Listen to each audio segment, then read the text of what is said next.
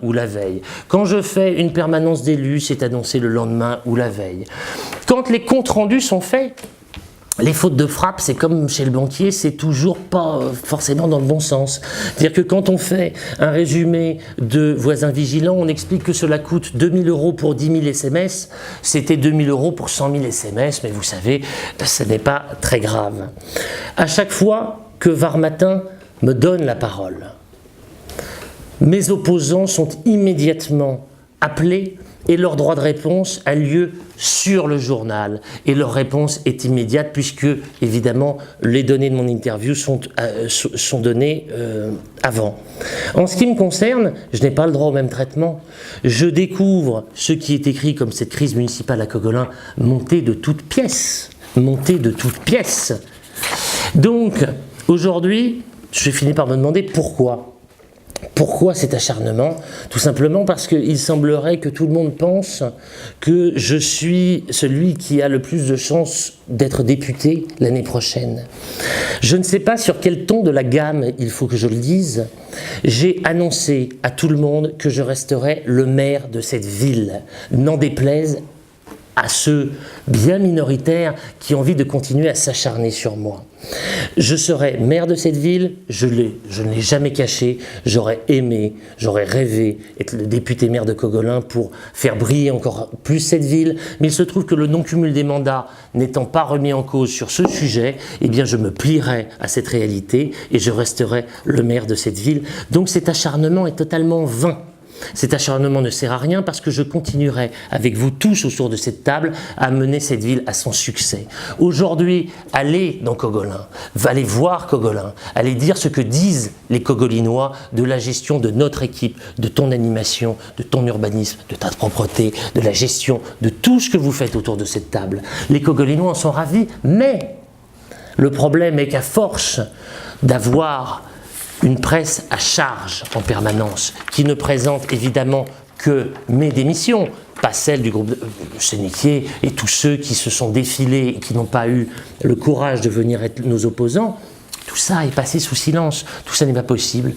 Messieurs Anthony, il y a aussi un autre sujet. Monsieur Anthony Giraud a été exclu de cette majorité parce qu'il a tenu à l'encontre du maire de Saint-Tropez des propos qui étaient inqualifiables.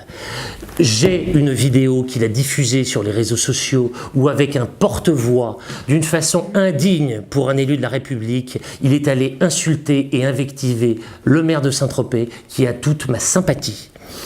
Il était hors de question pour moi de garder en mon sein un élément de cette nature, qui continue à avoir un comportement d'harcèlement auprès de tous mes élus, qui continuent à envoyer des messages faux, des mensonges les uns derrière les autres. Je suis absolument navré d'avoir été contraint de garder cette personne sur ma liste, et si j'avais connu cet aspect de sa personnalité, il n'en aurait jamais fait partie. Aujourd'hui, je pense que M. Giraud est probablement excusé par Varmatin d'avoir attaqué le maire de Saint-Tropez qui semble être sa deuxième cible. En ce qui me concerne, ce n'est pas mon idée que je me fais de la démocratie. Et mes ambitions politiques ne sont aucune autre que de faire rayonner le Front National de Marine Le Pen et d'y apporter un succès à l'échelle de cette ville. La politique pour moi n'est pas une ascension sociale. La politique pour moi est un dévouement, est une probablement vocation. Et je ne laisserai personne traîner mon honneur dans la boue ainsi que mon équipe. Il en est fini pour moi de communiquer avec Varmatin. Il en est fini pour moi de continuer à laisser la ville traîner dans la boue puisque tout ce que je pourrais dire, je vois que son principal investigateur n'a pas eu le courage de se présenter en face de moi. Très bien. Je pense que beaucoup de journalistes qui font très honnêtement leur métier, et que les choses soient bien claires, je ne confonds pas le journalisme et la propagande de Varmatin, édition Golfe de Saint-Tropez. En ce qui me concerne, il en est terminé des relations de cette nature, puisque ces manipulations, ces mensonges et ces dénigrements n'ont sur moi aucun poids. J'ose espérer que pour l'ensemble de la population cogolinoise, il en va de même. Et je vous assure que nous sommes là, nous sommes tous autour de cette table. Personne n'a l'intention de démissionner. Et effectivement, S'il y a des gens qui ont démissionné en fin de liste, c'est parce qu'ils m'ont permis de présenter cette liste aux Cogolinois, un petit peu à la manière des 500 signatures qu'il faut pour être candidat à la présidentielle. Moi, j'ai eu besoin de gens qui m'ont fait la gentillesse de signer, non pas parce qu'ils avaient envie de s'investir dans un conseil municipal, mais parce qu'ils considéraient qu'il fallait qu'une liste frontiste ait sa place ici. Et elle a gagné, et elle remporte tous les jours des suffrages dans le cœur des Cogolinois, et maintenant, il en est terminé pour moi. Merci beaucoup. Merci à tous.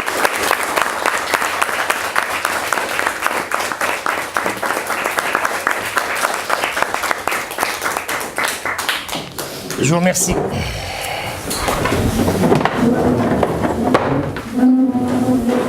Il y a un moment, ça va bien.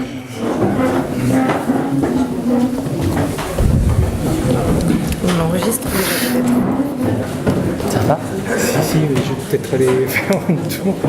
Qu'est-ce qu'il y a? C'était branché sur Crane. Sur quoi? Sur Crane, votre compte d'être privé. là, compte privé. Putain, vous êtes...